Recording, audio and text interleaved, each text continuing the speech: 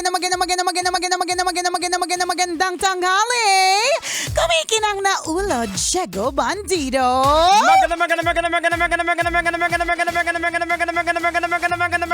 Magandang ina! Na ano? Nicole yan. Magandang tanghali sa lahat ng mga kabisyo natin ngayong oras na ito.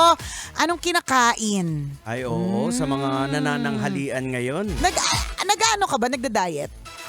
Bulsa lang. Bulsa lang. O bulsa pa rin ang diet. Yes. Actually, yung kain ko, dati, di ba nagagawa kong mag-omad? Oo, one meal a day. Oo. Oo. So ngayon, barang nag-2 meal a day. Okay. Kasi parang na-achieve mo naman na yata yung weight na gusto mo. Hindi, Tama ba? parang natatabaan pa rin ako sa mukha. Nalalakihan pa rin ako sa tiyan ko. O hindi, ang hirap kasi niyan. Mm-hmm. Alam mo, may mga iba na, ngayon lang ulit ako nakita after a long time. Tapos tinatanong nila sa akin, anong ginawa mo? Bakit? Paano ka pumayat? Uh-huh. Tapos sabi ko nga yung OMAD o yung 1 meal a day. Tapos ang laging sunod na question, hindi ka ba sumungit?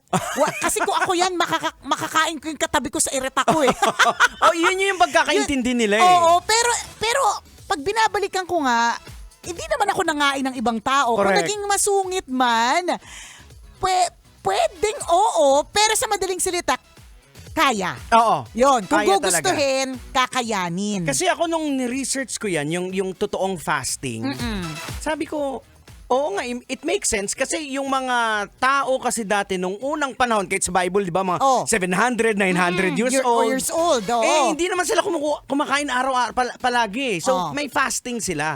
Kaya pala pag nagpe-prayer sila, nagpa-fasting, so, nalaman ko, ang sabi ng mga doktor, na pag nasa fasting state ka, na-reach mo yung nag-create siya ng mga new brain cells. Ay, so nagiging smart ka. So, ibig sabihin, kapag lamon ka ng lamon, nakakabobo ito. Kung tatagalugin natin, di ba? Kung susumahin.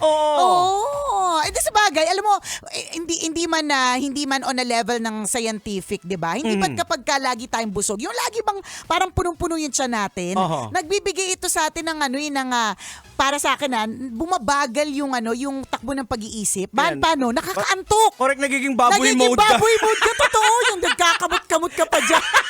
Laki-laki tiyan, kamot-kamot, gano'n. Baboy mode. So parang yung sinasabi mo na nagke-create ng bagong brain cells or whatever, may katotohanan. At syempre, inaral naman yan. Meron naman talagang katotohanan ng lahat ng yan. Pero syempre, hindi porke sinabi ng isang tao na nag-work sa kanya yung OMAD, gagawin mo agad. Correct. Kasi kanya-kanya tayo ng katawan. Oo. Diba? Saka hindi agad-agad yung nagagawa eh. Paunti-unti yan eh. Correct ka. Oo, wala pong biglaan na Ikaw, paano ka nag-start? Nag-start lang talaga ako ng bigla. Trinay ko na lang talaga cold turkey. Parang katulad nung tumigil ako sa pag-yosi. Isang araw itinigil ko na. Ganon. Hindi na yung parang unti-unti. Kasi parang niloloko ko lang yung sarili ko na may paunti-unti pa ako nalalaman. Ganon. So yung nung nag-decide ako na mag-OMAD, sinubukan ko lang talaga na ang unang magiging kain ko ay gabi. Yun lang, sinubukan ko. Nung time na yun na nag-start ako, Diego, siya, lean period. Lean season, wala masyadong racket, wala masyadong ganap. So, ang lakad ko, mula dito lang sa booth, hanggang dito sa office ko, mga 6 steps, di ba?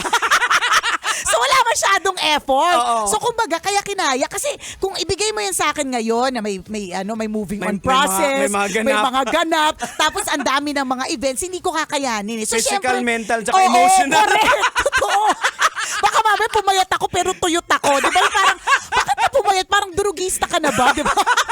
Parang gano'n. Kasi ngayon, I think hindi naman, sa palagay ko naman, hindi naman sa pagbubuhat ng bangko, hindi naman yung pagpayat ko, hindi naman yung papunta sa pagtuyo eh. Diba? So parang nakaganda din siya. Although hindi naman ibig sabihin na parang bumilis ako ha. Kasi mabagal pa rin ako maglakad eh. May kasama na talaga rupok na mga buto. Pero, kakayanin talaga. So, doon lang ako nag-start. Parang, start ko lang na simula umaga pagdating ko dito, hindi na ako kumain. Susunod, sabi ko, ang susunod kong kain is, kung kagabi ako huling kumain, ang susunod kong kain, gabi ulit. Ganon. So, ano lang, naaamoy ko yung mga chicken dito sa labas. Naririnig ko, merong mga, nagkukulong ako nun, Jegs. Talagang, naririnig ko, may nagpakain. Pinatali mo sarili mo pala sa loob. Hindi ka namin nakikita. Hindi! Kasi naririnig ko. Alam mo yung naririnig ko palang na binubuksan yung box ng KFC. Alam mo yung ganun? Parang yung gravy kahit wala siyang amoy para sa akin, biglang ang amoy-amoy niya. So talagang matinding disiplina. Tama. Matindi talagang disiplina yung kailangan. Na I think dapat dedicated ka eh. Kapag hindi talaga hindi mo siya magagawa eh. Marami kang dahilan. Oo. Kahit ako nga, kung makita ko rin yung mga videos natin doon, sabi ko, hala, parang bola ako. Correct! Totoo! Sabi ko, ano ba to? Wala man lang nagsabi sa akin, ako na si Mujako. Wala man lang nakapagbanggit sa akin na super fairy na ako. Tapos, gandang-ganda pa ako sa sarili ko na parang ang mga sinusot ko, ang sisikip. Alam, parang, wala man lang nagsabi sa akin na miss, suman ka ba? Kakaloka, totoo. Kaya, ayoko na ding balikan. Kaya kung halimbawa, ikaw po ay nagsimula ka na sa kung ano man at mahirap i-start yun the beginning is always the hardest. I always say this in anything, di ba? Beginning of a moving on process, beginning of a new hobby, di ba? Pag magbabike ka for the first time, magsusulat for the first time, lahat ng first time mahirap, di ba? Pero kapag ka naumpisa mo, feeling ko yung first 2 weeks or 3 weeks, maitawid mo siya, kakayanin mo, Nek, at wag mo nang sayangin. Sayang eh, ang hirap kaya umpisahan. Pag nakita kasi nila na, like for example, ikaw pumayat ka, sabi, anong ininom mo? Yan, di ba? Laging ganon. Nakatulong naman talaga yung mga tubig kanal na tinitira ko dati. Kasi nag-diarrhea ako at walang ibang ginawa kundi mag-alburuto ang tiyan, di ba? Pero sa totoo lang, walang kinakain. Correct. Ang kagandahan kasi dyan sa OMAD, sa fasting, halimbawa, pag wala ka nang kinakain, wala nang food. Walang laman. So, kasi isa tayong malaking bacteria. Correct! Yung katawan natin puno ng bacteria yan eh. So, ngayon, pag wala na siya makain, yung mga na-store na fats, yun yung i-convert into energy. Yun na yun. Ang mas maganda pa, Mama, pag dumating ka doon sa autophagy stage. Ano naman yung spell mo na naman yan. Basta yun na yun. Search ano na naman autophagy na yan? Paano isa-search? Hindi naman naman yung spelling. Buti na lang matalino yung Google. Kahit mali yung spelling mo, natatama niya. Yan. So pag dumating ka kasi doon, ang ginagawa niya yung mga dead cell, ginagamit niya. Nililinis niya yung katawan mo. So, nakakaganda rin. Kaya tingnan mo, di ba? Kaya hindi tuyo. Oo, correct. Diba? May mga tao na nung pumayat sila, parang naging ibang tao. May ganun parang ibang tao na to kasi glow pa rin yung skin. Yes, may ganon. So, hindi sa uminom ka ng kung ano-ano. Correct. Nakakatulong naman yung mga iniinom na kung anik-anik, di ba? Pero yung pinaka epektibo, walang bayad kasi wala kang kinakain or wala kang iinumin. Mas nakakatipid ka. Sa true! Di ba? Totoo. Nakakatipid ka talaga. Ayan nga pag-skip ng meal. Pero again, hindi po ito para sa lahat ha.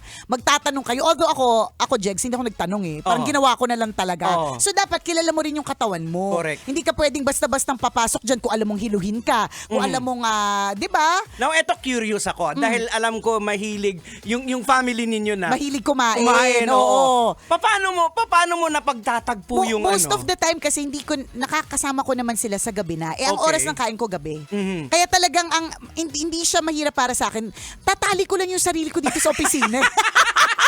At pagdating ng oras na magkikita kami, di saka ako kakain. Yun lang yun siya. At ang trick doon, hindi ako kumakain ng mga pagkain na hindi ko gusto. So, ang kakainin ko, yung mga pagkain na gusto ko. Para hindi naman ako mabaliw. Pumayat nga ako, baliw naman ako. Diba? Ayoko naman ng gano'n. Ang mali kasi sa iba na kakain ng konti. Ako, nung nag-OMAD akong ginagawa ko, as in fiesta talaga. As in, busugin mo yung sarili mo. Tsaka kasi yung masaya ka dapat. The next 24 hours ka na naman. Wala ka na nakakainin ulit Tubig ka na lang. So, ibig sabihin, dapat yung masaya ka sa kinakain mo. Si Jowa Dick hindi man nakumbinse. Trinay niya. Tapos anong ending? Ayun, naging masungit siya. Nung nilambing ko, nagalit sa akin. Sabi ko, wag ka na nga. So, So ganyan, 'di ba? The beginning is always the hardest. Sa una lang naman talaga siya masakit. At hindi lang naman ito tungkol sa tungkol sa pagda-diet eh. 'Di ba tungkol sa lahat ng mga bagay-bagay na nangyayari sa ating buhay, 'di ba? Parang akala mo lang kunyari heartbreak. Akala mo lang hindi mo na talaga siya makakalimutan. Akala mo lang ito na ang katapusan ng mundo mo. Wala na, finish na. Oo, ito na, finish line na. Siya na lang yung pwede magmahal sa akin. Pero hindi pa pala. 'Di ba? Meron pa yung kasabihan sa English yung basta sa dulo ng tunnel. Silver lining. At the end of the tunnel is a silver lining. May silver lining at the end of the tunnel. Diba? Light at the end of the tunnel. Ay, oo nga, every cloud is a silver lining. Napaghalo-halo na pala. Napaghalo-halo ng quotation. Pasensya na kasi hindi pa po oras ng kain ko eh. So medyo alam mo na, nakakabobo ng slide, diba? Pero totoo eh. Yung akala mo yung mga pagbagong break ka, akala mo hindi mo kakayanin. Yung unang mga ilang araw, ang hirap talaga niyan. Pero, eventually, mag-a-adjust yung katawan mo, yung sistema mo, ikaw din mismo makaka-cope, 'di ba? So, ganun din po tayong lahat, mga tambalanista. Ayan. No, dami ko na kasing natatanggap ng mga mensahe simula nung sinabi natin kahapon na ang huling araw ng tambalan, which is tomorrow, 'di ba? Yan, bukas po yan. Oo, sabi nga sa akin ng isa sa mga boss natin, girl, wag ka mag-eye makeup bukas kasi for sure grabe ang mga luha. What if hindi pala ako umiyak no? Ano nangyari kung hindi ako umiyak? Hindi, pero ang dami ko na natatanggap ng mga mensahe na bakit ganun, parang mas masakit pa ata ito sa Kathniel, ganyan. Pero wala namang talagang ibang way is to accept it. Hindi lang talaga kaagad madaling i-accept. And then, move forward. Yung wala lang. Akala mo lang hindi mo kaya pero kaya mo. Diba? So, akala mo hindi ka mabubuhay nang wala siya pero mabubuhay ka pala nang wala siya. Ganun. And for all you know, something better is coming up. May diba? mga reasons kasi. Meron. May mga reasons talaga. Ang hirap lang talagang isipin, ATM. Lagi nating sinasabi yan. Pero dadating ang panahon, maiintindihan mo, kaya naman pala. Diba? Kaya naman pala kailangan mangyari, kaya naman pala kailangan magkahiwalay, kailangan may mag-give up, mga ganon. Merong mas malalim na dahilan. 'Di ba? Ganon. So alam niyo na, laban lang. So sa aming pinakamamahal na mga tambalanista, tomorrow is our last day. Makakasama po natin si Christopher bukas. Ikaw ba, handa ka na ba emotionally? Hindi. Ako pa ba magpapaka-plastic, 'di ba? Siyempre talaga ako alam mo yung you have to be strong pero also mentally parang nade-drain ka. Nandun ako sa state na yun, pabaliw, ganon. Pero alam ko, like all the other challenges na pinagdaanan ko sa buhay, this too shall pass. Lilipas din talaga siya. Ito yung nasa parang soldier mode kayo. Na pag soldier mode, correct. Nasa gera ka, hindi ko na ka nagmumurn habang nakipagbarilan ka. Correct. Yung halimbawa, yung best friend ko na baril sa battle, di ba? Umiiyak ako pero kailangan ko pa rin bumaril. So, nandun ako sa mode na yon na hindi ako pwedeng hindi bumaril. Kasi pag, ako naman yung matitegi. Tandaan, Diego, ang aking pamilya, mga patay gutom sila. So, hindi ako pwedeng tumigil. Ayan, pwedeng magpahinga, pwedeng hindi tumigil. Correct, diba? Suka, pero hindi susuko. Ganon. So, ganon ang gagawin. Masakit man isipin. Iniisip pala nga yung ng mga ibang tambalanista natin na, may hangganan pala yung tambalan, may last day na tinatawag kung, diba, mga bata pa naman sila, bakit may pa last day, diba? Ganun tulog, mahirap intindihin, kaya lang minsan may mga bagay na kailangan nalang tanggapin. Correct. Mga ganun talaga eh.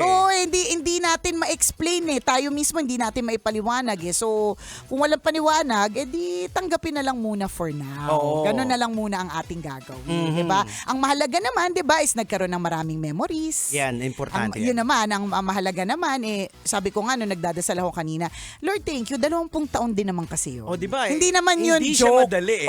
Hindi naman din, hindi din madali yun at hindi din naman lahat nakakarating doon. May mga kakilala ko hanggang 20 seconds lang. Nagkatinginan, nagkaamoy na ng hininga, wala na, hiwalay na, di ba? Pero ito 20 years, it's 2 decades. Yan, di ba? 2 decades na rin ito. So ipinagpapasalamat natin sa Diyos yan. Magkaiba-iba pa rin kasi yung dynamics ng bawat tao. Kahit sabihin natin tumatagal kayo, hindi tayo kagaya ng mga swan. Bakit? Ano namang eksena ng mga swan? Ang mga swan kasi, kung nakakita sila ng partner nila, partner for life na nila. Kaya di ba nagiging yung swan? Nagiging heart sa towel, di ba? Pag ginoo sa motel, ganun ba yun? di ba? Kaya sila binubuo na parang heart sa motel. Kasi partner for life. Okay.